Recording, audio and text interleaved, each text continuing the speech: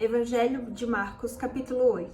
Naqueles dias, sendo a multidão muito grande e não tendo o que comer, Jesus chamou a si aos discípulos e disse-lhes: Eu tenho compaixão da multidão, porque já estão comigo há 3 dias e não tenho o que comer. E se os deixar ir em jejum para suas casas, desfalecerão no caminho, porquanto vários deles vieram de longe.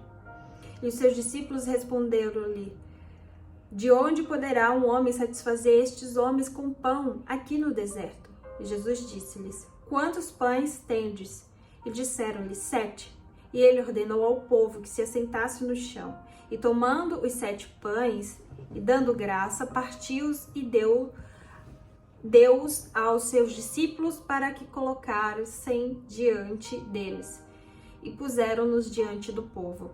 E tendo alguns pequenos peixes, ele os abençoou e também ordenou-lhe para que colocassem diante deles. Então começaram a saciar-se e tomaram dos pedaços que sobraram 7 cestos. E os que haviam comido eram cerca de 4.000, e ele os mandou embora.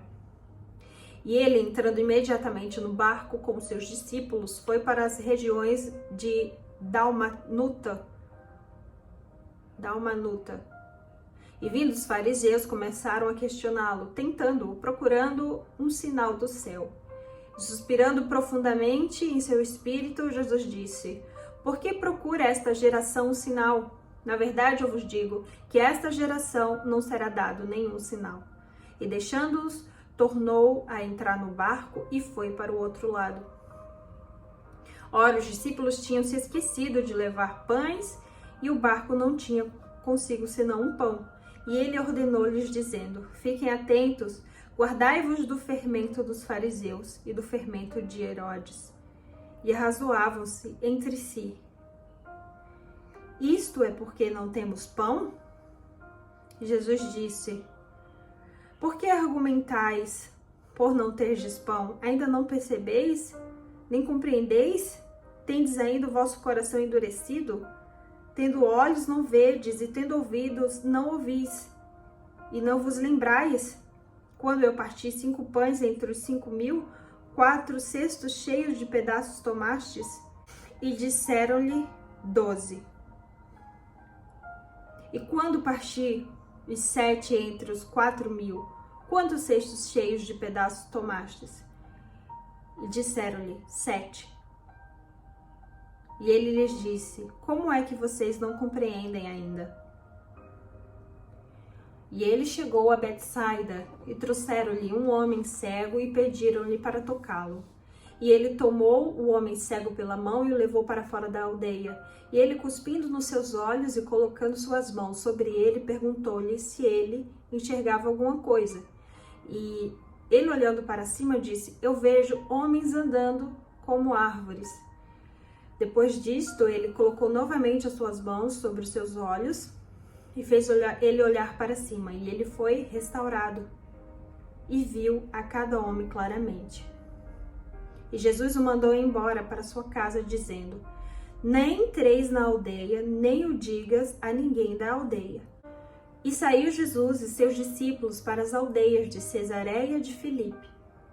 No caminho, ele perguntou aos seus discípulos, dizendo: Quem dizem os homens que eu sou? E eles responderam: João o Batista. Mas alguns diziam: Elias, e outros, um dos profetas. E Jesus disse: Mas vós, quem dizeis quem eu sou? E respondendo Pedro, lhe disse: Tu és o Cristo. E ele ordenou-lhe que não contasse a nenhum homem sobre ele. E ele começou a ensinar-lhes que o Filho do Homem deveria sofrer muitas coisas e ser rejeitado pelos anciãos e pelos principais das sinagogas, que fosse morto e após 3 dias ressuscitaria.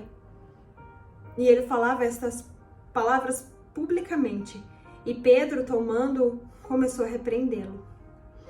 Mas Jesus, virando-se e olhando para os seus discípulos, repreendeu Pedro, dizendo: Para trás de mim, Satanás, porque tu não tens gostado.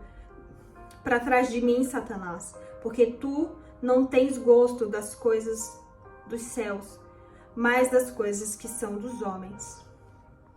E chamando a si a multidão com seus discípulos, disse-lhes: Se alguém quiser vir após mim, negue-se a si mesmo, tome a sua cruz e siga-me.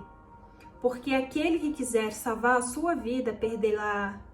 Porque aquele que quiser salvar a sua vida, perdê-la-á. Mas quem perder a sua vida por causa de mim e do Evangelho, salvá-la-á. Portanto, que lucro tem um homem em ganhar o mundo inteiro se perder a sua própria alma? Ou que dará o homem em troca da sua alma? Porquanto qualquer que, entre essa geração adúltera e pecadora, se envergonhar de mim e das minhas palavras, também dele se envergonhará o Filho do Homem, quando vier na sua glória com os santos anjos.